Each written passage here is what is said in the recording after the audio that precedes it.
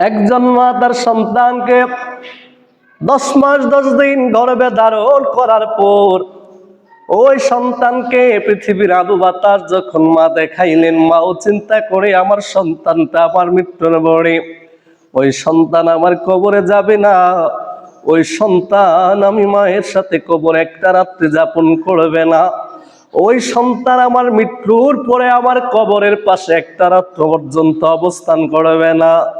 মাও ভাবতে পারে ওই সন্তানটা কিয়ামতে আমার কোনো কাজে আসবে কিনা, ওই সন্তান মৃত্যুর পরে কখনো আমার সাথে তার সাক্ষাৎ হবে কিনা, অথবা কখনো আমি তাকে ওইভাবে চিনবো কিনা।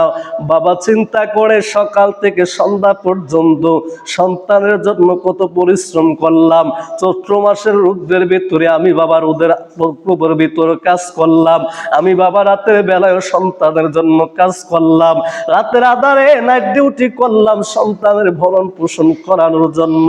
ওই সন্তানের কাজ আমার কোনো উপকারে আসবে কিনা, ওই সন্তান আমার মৃত্যুর পরে তার সাথে আমার মিলন হবে কিনা, এই ব্যাপারে আল্লাহ রাব্বুল আলামিন সূরা 21 নম্বর আয়াতে আমার আল্লাহ বলেন, ওয়াল্লাযীনা আমানু ওয়াত্তাবা'তুহুম যুররিয়াতাহুম, আল্লাহ কই যারা ঈমান আনে এবং তাদের সন্তান সন্ততি যারা ঈমানের বিষয়ে তাদের অনুগামী হয়, সুবহানাল্লাহ বলেন।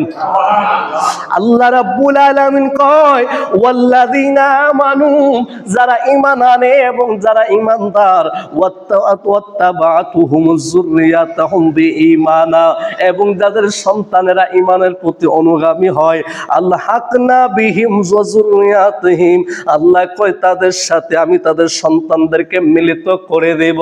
আল্লাহ কয় একজন ঈমানদার অপর ঈমানদার সন্তান যদি ঈমানদার হয়, তার ছেলে যদি ঈমানদার হয়, তার মেয়ে যদি ঈমানদার হয়, আমার আল্লাহ কই ঈমানদারের সাথে ঈমানদারের সন্তানদেরকে আমি আল্লাহ কিয়ামতের দিন মিলিত করে দেব। যে সন্তানের জন্য আপনি বাবা সকাল থেকে সন্ধ্যা পর্যন্ত পরিশ্রম করলেন, সন্তানের মুখটা দেখার পরে আপনার ভিতরে সারা দিনের পরিশ্রমের ক্লান্তিটা দূর হয়ে যায়। যেই মা সন্তানের জন্য 10 মাস 10 দিন গর্ভে ধারণ করলো, আল্লাহ কই সন্তানটা যদি ঈমানদার হয়, দুনিয়াতে যেমনি ভাবে মায়ের সন্তানটা মায়ের কোলে ছিল, বাবার সন্তানটা বাবার সামনে ছিল, আল্লাহ কই কিয়ামতের ময়দানে ওই ঈমানদার বাবা এবং মা ঈমানদার সন্তান গোলারে আমি আল্লাহ একসাথে মিলিত করে দিব, সুবহানাল্লাহ গণ। তারপরে আমার আল্লাহ রাব্বুল আলামিন কি কয় জানেননি? আমার আল্লাহ কয় ওয়া মা আলাতনাহুম মিন আমালিহিম মিন শাইইন, আল্লাহ রাব্বুল আলামিন কয় আর আমি তাদের কর্মফল কিছু মাত্রই কমাবো না। তার মানে আপনি আমি দুনিয়াতে যদি ভালো কাজ করি, আপনার আমার সন্তানকে যদি দুনিয়াতে ভালো কাজ করাতে দেই, আল্লাহ বলে সেই আমল আমি আল্লাহ কমাবো না। কিয়ামতের দিন যে সন্তানগুলারে মা বাবার সাথে মিলাবো, এর জন্য আমি আল্লাহ তাদের আমল নামা থেকে কোনো আমল নামা কমায়া দিব না। এই জন্যই তো আমার আপনার নবী রাহমাতুল লিল আলামিন কয় ওয়া ক্বালা রাসূলুল্লাহ সাল্লাল্লাহু আলাইহি ওয়াসাল্লাম আদিবু আওলাদাকুম আলা সালাসিল খিসাল, আল্লাহর নবী কয় ও আমার উম্মতেরা শোনো, আমি নূরের নবী তোমাদেরকে জানিয়ে দিচ্ছি, তোমরা তোমাদের সন্তানদেরকে 3টা জিনিস শিক্ষা দিবা। কয়টা? তিনটা। বলেন বাজান কয়টা? আমার নবী কয় আদিবু, তুমি তোমার সন্তানকে শিক্ষা দিবে, আদিবু আওলাদাকুম আলা সালাসিন খিসাল, তোমরা তোমাদের সন্তানদেরকে 3টা জিনিস শিক্ষা দিবা। 1 নম্বরে আমার নবী বলেন হুব্বি নাবিয়ুকুম ওয়া হুব্বি আহলে বাইত, আল্লাহর নবী কয় 1 নম্বরে যে জিনিসটা তোমাদের সন্তানদেরকে শিক্ষা দিবা, এই জিনিসটার নাম হলো হুব্বি নাবিয়ুকুম, আমি নবীর মহব্বত তোমার সন্তানদেরকে শিক্ষা দিবে, সুবহানাল্লাহ বলেন। আল্লাহ কি আমার নবী কি কয় যে সর্বপ্রথম আমি রাসূলের মহব্বত তোমার সন্তানকে শিক্ষা দিবে। 2 নাম্বার ওয়া হুব্বি আহলে বাইতে, 2 নম্বরে হলো তোমার সন্তানকে আমি নবীর আহলে বাইতের মহব্বত শিক্ষা দিবে। তারপরে আমার নবী বলেন ওয়া আলা কিরাতিল কোরআন, 3 নম্বরে তুমি তোমার সন্তানকে কোরআন শিক্ষা দিবে। 1 নম্বরে নবী কয় আমার নবীর মহব্বত, 2 নম্বরে নবী কয় আহলে বাইতের মহব্বত, 3 নম্বরে আমার নবী কয় কোরআন শিক্ষা দিবে। তার মানে প্রত্যেকটা মা বাবার উপরে সন্তানকে এই তিনটা বিষয় শিক্ষা দেওয়া জরুরি এবং আবশ্যক। কথা বলেন ঠিক কিনা? এখন প্রশ্ন নিজেকে জিজ্ঞাসা করেন না, সন্তানকে নবীর মহব্বত শিক্ষা দিতে পারছেন কিনা? সন্তানকে আহলে বাইতের মহব্বত শিক্ষা দিতে পারছেন কিনা? সন্তানকে কোরআন যথাযথভাবে শিক্ষা দিতে পারলেন কিনা? দেখা যাবে সমাজের চিত্রটা আস্তে আস্তে ভিন্ন হয়ে যাচ্ছে। বলবেন হুজুর কেন? আমি বলবো বাবা দাঁড়ায়া নবীরে সালাম দেয়, বাবা দাঁড়ায়া নবীর উপর মিলাদ কিয়াম পড়ে, সন্তান মিলাদ কিয়াম পড়ে না এমন সন্তান আমাদের সমাজে আছে না নাই? কথা কন না? আছে না? আছে না? বাবা আমার নবীকে নূর জানে, বাবা আমার নবীর ইলমে গায়েব বিশ্বাস করে, বাবা কোরআন সুন্নাহর আলোকে আমার নবীর শাফাতের অধিকারী মানে, কিন্তু সন্তান মনে করে নবী দোষে গুণে মানুষ, সন্তান মনে করে নবী আমার মতো মানুষ, সন্তান আমার নবীর সেই গুণগুলো মানে না। কারণ কি? কারণ আমি আমার সন্তানকে নবীর মহব্বত শিক্ষা দিতে পারি নাই। কথা বলেন ঠিক কি?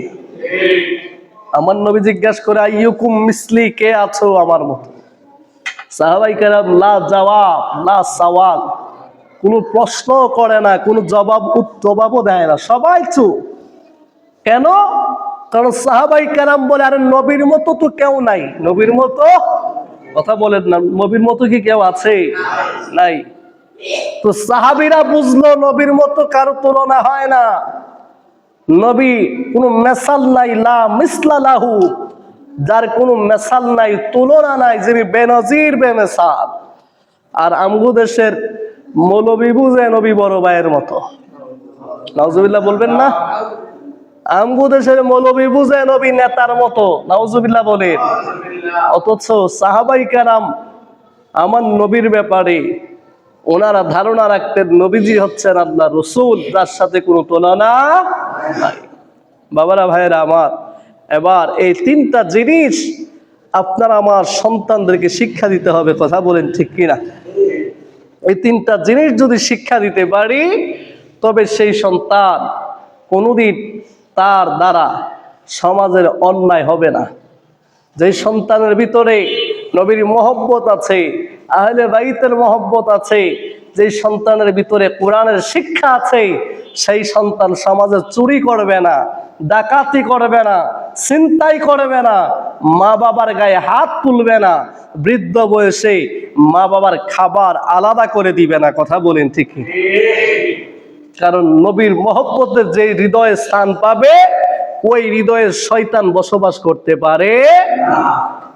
যেই হৃদয়ে নবীর আহলে বাইতের মহব্বত থাকবে, নবীর আহলে বাইতের ভালোবাসা থাকবে, সেই হৃদয়তে এমন হবে ইমাম হুসাইনের আগে ইমাম আলী আকবর কারবালার ময়দানে শাহাদাত বরণ করেছে। কথা বলেন ঠিক কিনা? এই হৃদয় তো ওই রকম হবে ইমামে জৈনুল আবেদিনের মতো অসুস্থ শরীর নিয়ে, বাবা আপনি যায়েন না, আমি জৈনুল আবেদিন যুদ্ধের ময়দানে যাব, সন্তান দাঁড়িয়ে যাবে, বাবাকে শহীদ হতে দিবে না। কথা বলেন ঠিক কিনা? এটা হচ্ছে নবীর আহলে বাইতের শিক্ষা, এটা হচ্ছে নবীর মহব্বতের শিক্ষা। যে হৃদয়ে নবীর মহব্বত থাকবে সেই হৃদয় তো মুসলিম ইবনে আকিদের সন্তানদের মতো হবে। যে হৃদয়ে নবীর মহব্বত থাকবে সেই হৃদয় তো হযরতে জাবের ইবনে আব্দুল্লাহ রাদিয়াল্লাহু তাআলার মতো হবে। নিজের সন্তান জবাই হয়ে যাবে, তারপরেও নবীর মহব্বত ছেড়ে দিবে না। কথা বলেন ঠিক কি না? তাহলে নবীর মহব্বত আমাদেরকে শিক্ষা দিতে হবে।